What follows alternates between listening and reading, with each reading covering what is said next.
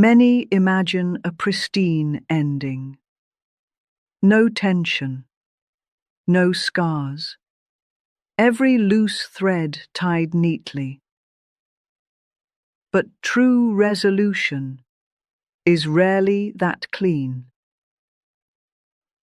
Resolution is not perfection. It is a commitment to continue. It is two people choosing to carry the bond forward, even with history behind them. Resolution says, we may not agree on everything, but we agree to remain in relation. It is not erasure of conflict. It is integration. The acknowledgement that wounds happened, and yet here we are, choosing to hold one another still. This is the heart of mediation, not the promise of a flawless future, but the courage to create a livable one. And that courage, when practiced, turns fragile ties into resilient ones. As we close this hour together, hold this truth. Relationships endure, not because they are without struggle, but because they are tended with care. Respect builds the ground. Boundaries shape the bridge. Repair strengthens the fabric. Trust keeps it alive. And compromise, that art of meeting in the middle, ensures that two stories can continue side by side. None of this demands perfection. It demands presence, the willingness to stay at the table, to keep choosing connection, to believe that together is stronger than apart. Carry this with you. Resolution is not a destination. It is a rhythm, a practice, a circle you return to, again and again, each time deepening the bond. And now, as you breathe into that rhythm, you are ready for what comes next. At 3 p.m., Amari Freeman will meet you. Their gift is breath. Their wisdom is presence. Where I have guided you, through the language of repair, Amari will guide you into the quiet art of stillness, teaching you how breath itself can become your mediator. You have laid the groundwork of relating. Now it is time to rest in the space between words. Every relationship, whether romantic, familial, or professional, begins long before the words are spoken. The ground beneath the dialogue, your posture, your assumptions, the state of your nervous system, matters more than the vocabulary itself. If the ground is hostile, even gentle words land as sharp. If the ground is calm, even difficult truths can be heard. This is why mediators like myself speak less about who is right and more about how we enter the space together. Pause and notice. What ground are you standing on before you engage? Are you rushing, tense, rehearsing your defense? Or are you breathing, grounded, ready to listen as well as speak? Because the state you carry in is the state you invite out. Your calm gives permission. Your defensiveness breeds more defense. Your gentleness opens the door. The first work of relating is not in the script you deliver, but in the ground you cultivate inside yourself. In mediation, I've seen this again and again. Listening changes the room. not the performative nodding, not the polite waiting for your turn, but real listening. Listening that absorbs, listening that acknowledges, listening that says, I am willing to let your perspective touch mine. When one person listens, the other softens. When both listen, the argument becomes dialogue. And here is the paradox. When you listen deeply, you don't lose yourself. You find common ground. Listening is not surrender. It is stewardship. It is the tending of the soil, so the relationship can grow. So as you think of the connections in your life, ask yourself, am I speaking to win, or am I listening to understand? Because progress in relationships is not measured by who convinced whom. It is measured by how well we kept the ground, safe enough to return to tomorrow. Most conflict in relationships doesn't come from what is said. It comes from what is left unsaid. We carry invisible contracts in our minds, assumptions about how others should act, what they should know, what they should provide, without us ever spelling it out. You expect your partner to remember the date, your friend to call first, your colleague to notice your extra work. And when they don't, the silence feels personal. The disappointment swells. The relationship sags under the weight of an agreement the other person never knew they signed. This is the quiet fracture of expectation. It is not that the need is wrong. It is that the need remained hidden, and so could never be met. Unspoken expectations are heavy, heavier than most spoken demands, because they invite resentment without offering resolution. So the question becomes, are you willing to speak the contract aloud? Are you willing to say, this matters to me? That is where mediation begins, not with judgment, but with the courage to name what has lived in silence. When we fear speaking expectations, we convince ourselves that silence is safer. If I don't say it, I won't seem demanding. If I stay quiet, maybe they'll notice on their own. But silence does not protect connection. It corrodes it. Clarity, however, though vulnerable, though sometimes awkward, protects the bond. Clarity says, I value us enough to risk honesty. It invites repair instead of quiet resentment. You cannot control whether the other person agrees, but you can free yourself from the exhausting game of waiting to be guessed. And often, when you risk speaking plainly, you find relief on both sides. They are spared the pressure of deciphering you. You are spared the loneliness of being unseen. This is not weakness. This is strength in its most relational form, to be clear without cruelty, to be honest without hostility.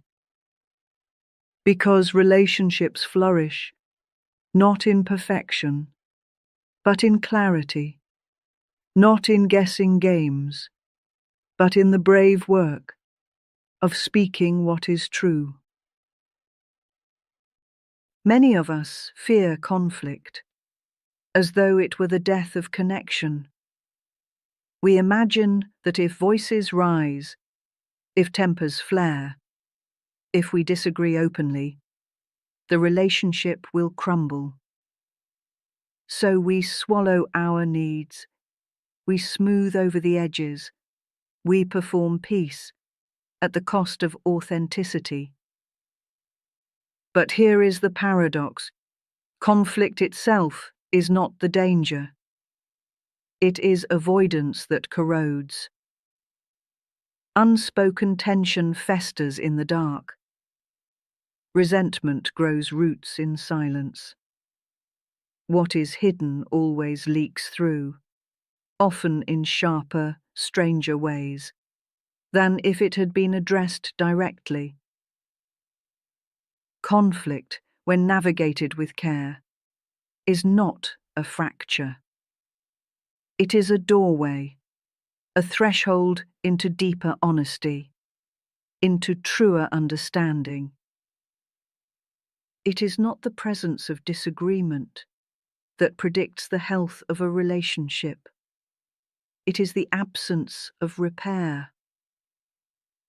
In mediation, I often remind both parties: disagreement is not an enemy. It is a teacher. Disagreement shows us where our values differ. It shows us where our wounds are tender. It reveals the places we long to be understood.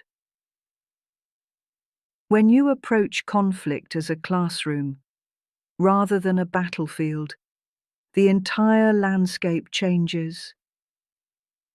Instead of, "How do I win?" the question becomes, "What can we learn about each other here?" And the lesson is rarely about who was right.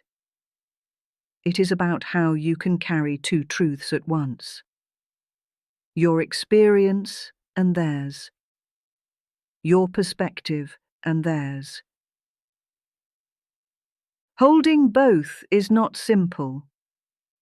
It requires patience, a slower pace, a willingness to unclench your fists.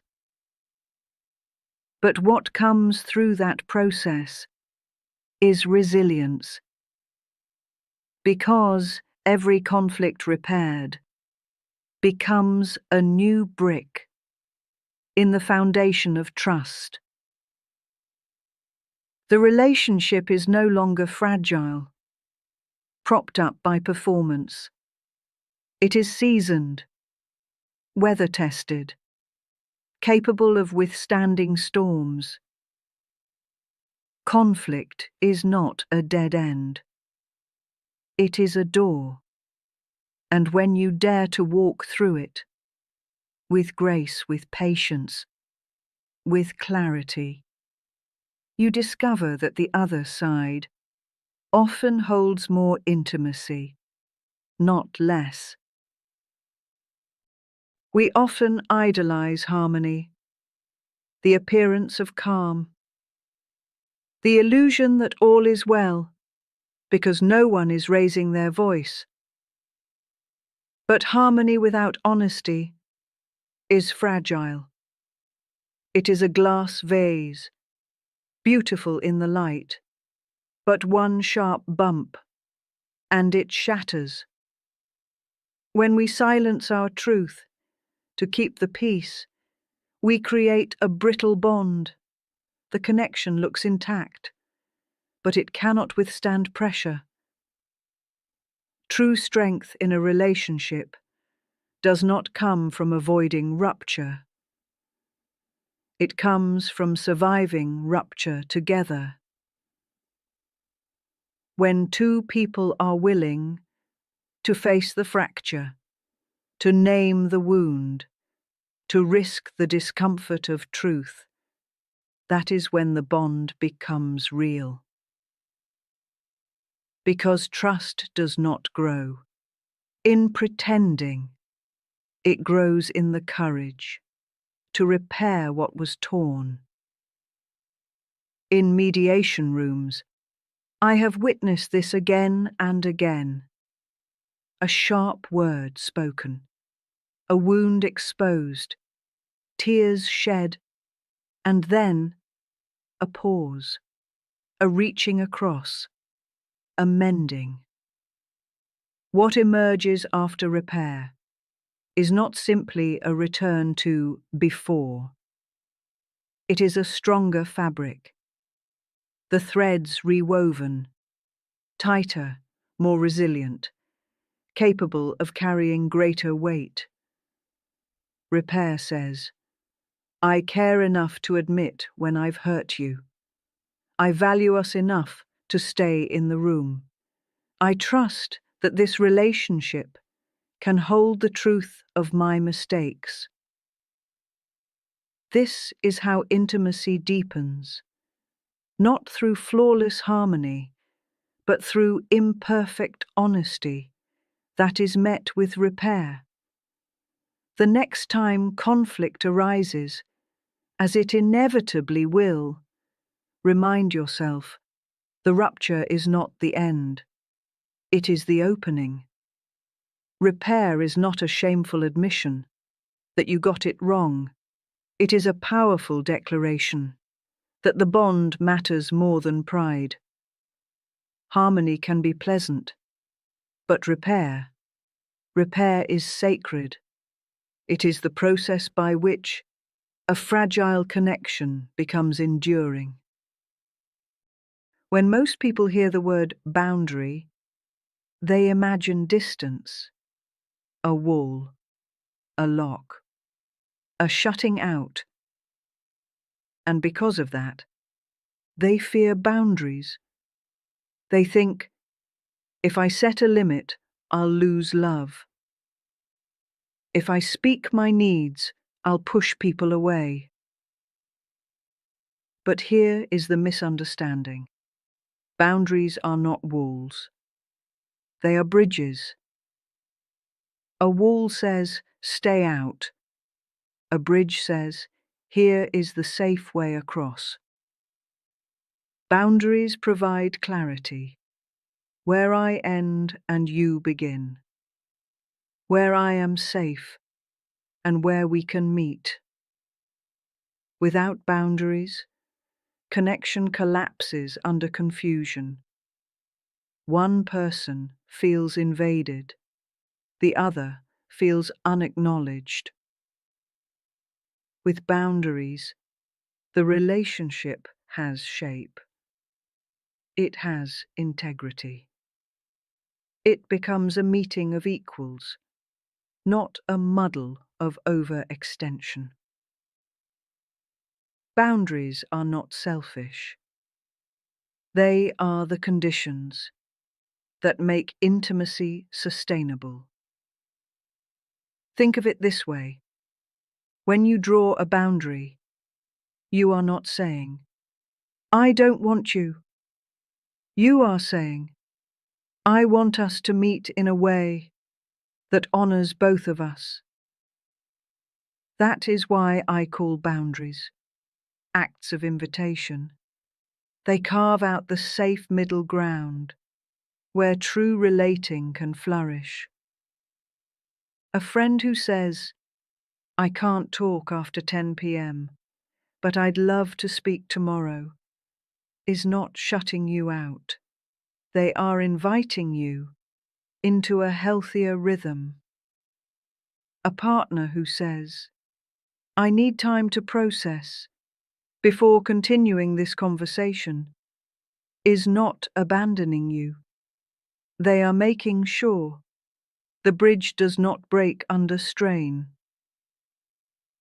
Boundaries protect energy. They protect respect.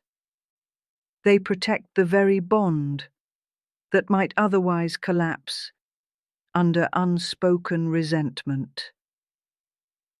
So let this truth settle in you. Every no you offer creates the space for a more meaningful yes. Boundaries are not endings, they are beginnings. They are the structures that allow relationships to endure with strength and grace. When tension rises, avoidance often feels like relief. You change the subject. You busy yourself with chores. You smile politely and tuck the discomfort away. In the short term, it feels like peace. But avoidance does not dissolve conflict. It merely buries it alive. And what is buried does not stay still. It ferments. It seeps through tone, through small resentments, through distance that quietly grows. Avoidance is like sweeping broken glass under the rug. It may disappear from view, but step there tomorrow, and you'll bleed. So while avoidance feels safer, it is not safety, it is delay. And delay compounds the cost. The alternative to avoidance is not cruelty, it is courage. To say, this upset me, this doesn't work for me, this hurt. Not with malice, not with theatrics, but with clarity, with calm, with the intent to preserve, not punish. Facing the truth together is an act of care. It tells the other person, I value this bond enough to risk discomfort for the sake of repair. And when you practice this, the relationship changes texture. It becomes less brittle. It can withstand truth. The cost of avoidance is accumulated resentment. The gift of honesty is renewed trust. So ask yourself, where in your life are you avoiding a necessary conversation? And what would it mean to risk honesty there? Not to win, but to protect the bond itself. Because avoidance will cost you, but truth, even when tender, even when imperfect, is the only currency that keeps love in circulation. Far too often, we treat compromise as surrender, as though the one who bends has lost. But compromise is not losing. It is choosing. It is the conscious act of saying, I value this bond enough to find the middle ground. Compromise is the architecture of durable relationships. Think of it as two rivers meeting. Neither river disappears. They flow into one another, carving a new channel that carries both currents forward. Yes, it requires adjustment. Yes, it requires humility. But it is not the death of your needs. It is the weaving of two needs into one shared path. The strongest partnerships I've seen, marriages, friendships, teams, are not those without friction. They are those with the courage to negotiate fairly, to balance give and take, without resentment. Compromise is not weakness. It is relational intelligence. What happens when you refuse to compromise? Every decision becomes a competition. Every conversation a battle. every interaction a tally of who won and who lost. And in competition, the relationship itself loses. But when you step into co-creation, something shifts. The focus moves from my way or your way to our way. That does not mean erasing yourself. It means bringing your full self into dialogue while making room for theirs. It means saying, how can both of us leave this table feeling respected? Compromise done well is not about splitting everything in half. It is about finding the configuration that honors both people without diminishing either. In mediation, I call this the art of building bridges strong enough for two truths to walk across. So ask yourself, in the relationships that matter most, are you competing or are you co-creating? Because the art of compromise is the art of longevity. It is what allows relationships to bend without breaking, to stretch without snapping, to endure with grace. Love, in all its beauty, is not enough on its own. I have seen many couples, many families, many friendships cling desperately to the word love while neglecting the practice of respect. And here is the truth: love without respect will falter.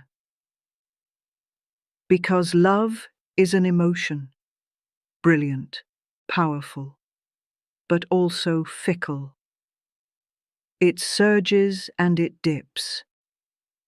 It expands and it contracts. Respect, however, is a discipline, a daily practice, a choice to honor the dignity of the other, even when emotion is tired, even when affection feels strained. Respect holds the bond steady when passion alone would crack. It shows up in tone, in listening, in refusing to belittle, in choosing restraint over cruelty. Without respect, love can curdle into control. Affection can twist into manipulation. What began as devotion can collapse into resentment. Respect is not decoration. It is the foundation stone. Remove it, and the structure will not stand. Respect is not simply politeness. It is protection. When I respect you, I protect your humanity, even in disagreement. I guard against the temptation to weaponize your vulnerability. I refuse to use my knowledge of your wounds as ammunition. And when you respect me, you do the same. Together, we create a container, strong enough to hold even our hardest truths. Respect does not erase conflict. It dignifies it.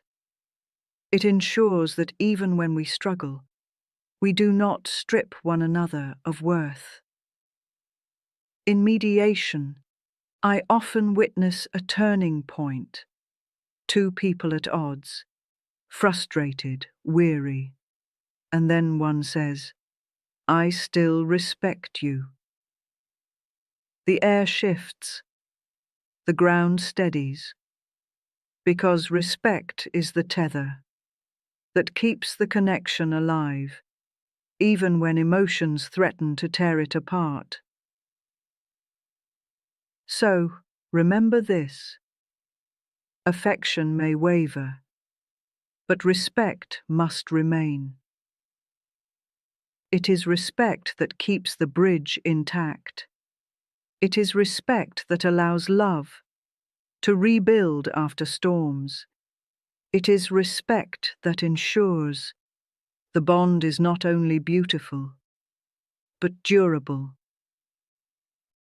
Trust is often spoken of as though it were permanent. I trust you, as though the matter is settled forever. But trust is not a one-time declaration. It is a living practice. It is built in drops, through consistency, through honesty, through follow-through. Each small act becomes another drop in the vessel. Keep your word. Show up when you said you would. Speak truth even when it trembles. These are not grand gestures. They are the ordinary drops that make trust overflow. But when trust is broken, it rarely leaks slowly. It spills, lost in buckets. This is why betrayal feels devastating, because what was gathered slowly is emptied suddenly. And yet, a vessel can be refilled, not in a day, not with apologies alone, but with drops, patiently offered, over time. Trust is fragile, yes, but it is also renewable if both hearts commit to the work. If you want a relationship to endure, tend to trust daily. Not by demanding guarantees, but by nurturing patterns. Check in honestly. Keep confidences.